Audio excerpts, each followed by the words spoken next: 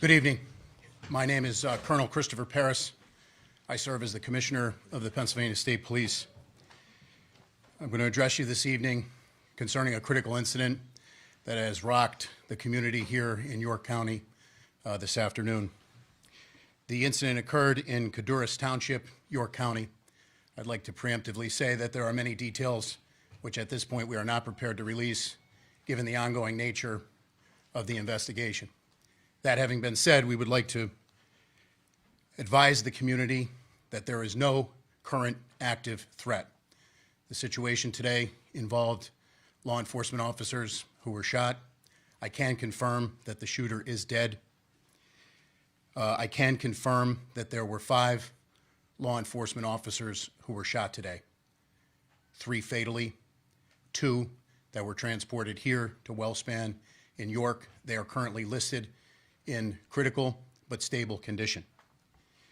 The District Attorney of York County, who is no stranger to this community, or in collaborating with the Pennsylvania State Police, Tim Barker, I've spoken to him.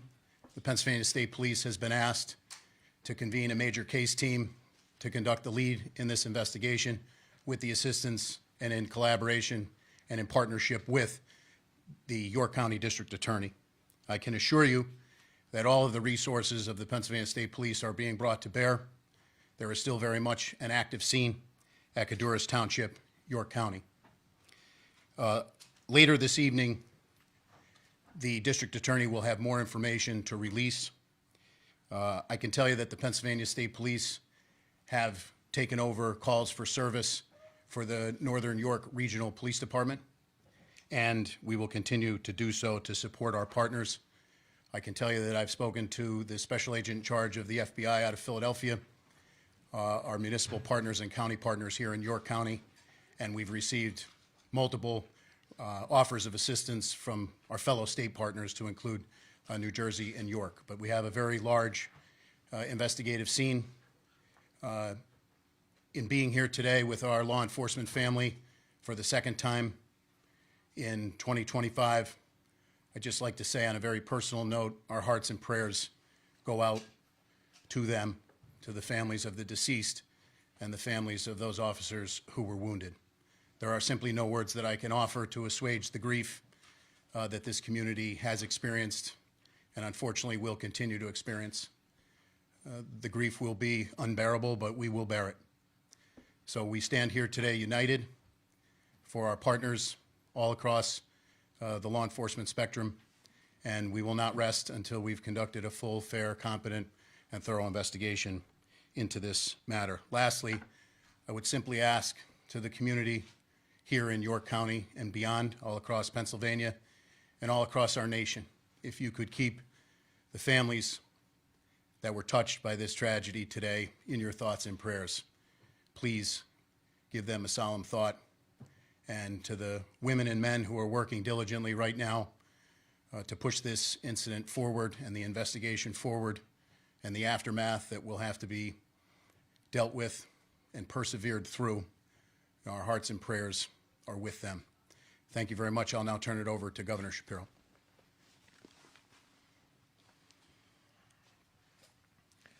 This is an absolutely tragic and devastating day for York County and for the entire Commonwealth of Pennsylvania. We grieve for the loss of life, for 3 precious souls who served this county, served this Commonwealth, and served this country. And we continue to pray for the full recovery of those who are dealing with their wounds. This, of course, is on the heels of just a few months ago when we lost another York County son, Officer Duarte, who again gave his life in the line of service. I had the opportunity with the Lieutenant Governor and with Senator Phillips Hill, Representative Grove, and your 3 county commissioners to spend some time with the families of those who have been impacted by this violence today. I think it's important for you to know that these families who are dealing with, they're grieving right now and they're suffering right now, took time to tell us how proud they were, how proud they are, pardon me, how proud they are of their loved ones who put on a uniform to keep us safe. It's an extraordinary thing that these law enforcement families do. They support the individual who puts on the uniform and runs toward danger. They're there for them when they leave in the morning, and they pray throughout the day that they will come home at night.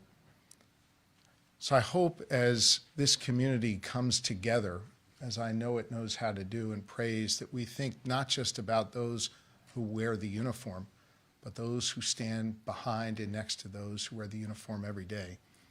These families are extraordinary, and I hope you'll join me in prayer for them. I had some time to spend with the law enforcement who are gathered here today, who ran here because they knew that their brothers in uniform were in danger or their lives were cut short. And I'll just share with you what I told them. The entire Commonwealth of Pennsylvania respects them, and we have their backs. And we so appreciate the work that they do every single day when they go out to keep us safe, when they go out to protect our freedoms and our rights. This is something that, sadly, we only tend to share in times of tragedy. I think it is important that this Commonwealth knows that every day we appreciate those who put on the uniform and those who keep us safe. There are others here at WellSpan who wear different kind of uniforms. And I want to say thank you to the doctors, to the nurses, to the staff here at this extraordinarily wonderful healthcare institution that sadly has seen too much trauma, but thanks to their extraordinary talents and their dedication to their neighbors, they're able to help people get back up on their feet. That's what you did today for these two brave souls who put on a uniform to keep us safe. And so we appreciate those of you who don the white coat and the scrubs, those of you who support the work that they do. You truly are wonderful people, and we appreciate you very, very much. I want to let you know that Attorney General Pam Bondi reached out directly to me and shared with me that we have the full support of the federal government. I know, as Colonel Paris indicated before, he has spoken to the lead of the FBI here in this region. We so appreciate law enforcement at every level, and we, of course, appreciate our federal partners. General and I worked together when I was Attorney General here in Pennsylvania. She was the Attorney General in Florida. It meant a lot to me that she reached out to offer her support and her prayers for good people of Pennsylvania. Here's the last thing I want to say, and I'll turn it over to the Lieutenant Governor. This kind of violence isn't okay. We need to do better as a society. We need to help the people who think that picking up a gun, picking up a weapon is the answer to resolving disputes. We need to do better when it comes to mental health. We need to do better when it comes to looking out for those who are in need so we don't have to deal with tragedies like this. We got to do better as a society. I know everybody up here believes that, and everybody up here works hard to do that every day. I just think as a community, it's time for us to work hard to heal from this and to make sure that those whose lives were lost today, that something constructive can come from that in their memory that stops this kind of violence in the future, that protects those people that put on those uniforms for us. It makes it so these trauma surgeons don't have to patch this many people up. We got to do better as a society. I know we're all committed to doing that work. We've got to do even more. Now's the time for this community to come together and to do this important work. And so on behalf of a grateful Commonwealth, I say to those who wear the uniform of law enforcement, thank you. To those who wear the uniform of healthcare, thank you. To the elected leaders up here, thank you for the work that you have done and know you will do to keep our community safe. And to Colonel Paris and the entire team at the Pennsylvania State Police, I know you will have every resource you need to make sure that this investigation is conducted fully and thoroughly, and that whatever steps need to be taken will. May God bless York County and the entire Commonwealth of Pennsylvania. May God bless and watch over those families that are suffering right now. Lori and I join you in prayer, and I think prayer is a particularly important thing at this moment here in York County and all across Pennsylvania. Thank you, Governor. I share your thoughts and prayers for the officers that were lost today, the officers who were injured, and every law enforcement person across this great Commonwealth. We are unfortunately here again in York County because of gun violence, the issue that brought me to public service. I want everyone to know today is not just a devastating day for this community in this region, it's a devastating day for our entire Commonwealth. My wife Blair and our entire family join in the prayers of, I believe, 13 million Pennsylvanians who are praying for the officers and their families today. You know, we ask a lot of police officers in our communities, and they always run towards danger. I think we all have a responsibility to continuously do our part to make our community safer. I know I'm going to continue to do my part, and we are consistently grateful for the commitment and the sacrifice that our law enforcement officers make. We're grateful for the healthcare professionals who run towards danger to aid folks in their time of need, and we're so grateful for the work that they've done today. It's my pleasure to introduce Dr. Carney from WellSpan Health, who will provide an update from the medical perspective. So we received 2 gunshot wound victims from the scene. We immediately took them to the OR. They are both in critical but stable condition currently. Trauma centers are a resource for the community. We're here when you need us, and we enjoy the support of both the local government, state government, and our administration. Thank you.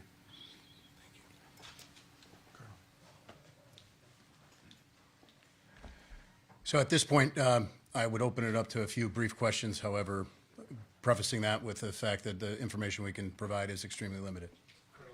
So, Did you say this was, the officers involved are from Northern New York? And I did not say, and that was intentionally done so. Obviously, we know who they are and who they work for. Our concern is that there are some investigative steps that we're taking right now, and at the request of the district attorney, we're withholding that information. Do you know what the district attorney plans to release? I've spoken to District Attorney Barker. I know there are a lot of things going on right now, but at some point, I know he will brief the media. Sir? The circumstances surrounding while those officers were there, they were serving a warrant of some sort of PFA? So they were there to follow up on an investigation that began yesterday. The general heading of that investigation, I would say, would be domestic related. But beyond that, the facts and circumstances, we have more information, but pending the search warrants that we're currently typing up and serving, we want to hold that information any more specificity. You see which department they were with, the officers? No, I did not. So we're going to, at this point, say that the 5 law enforcement officers in York County, and we're going to leave it there, and I'm going to defer to the district attorney, Tim Barker.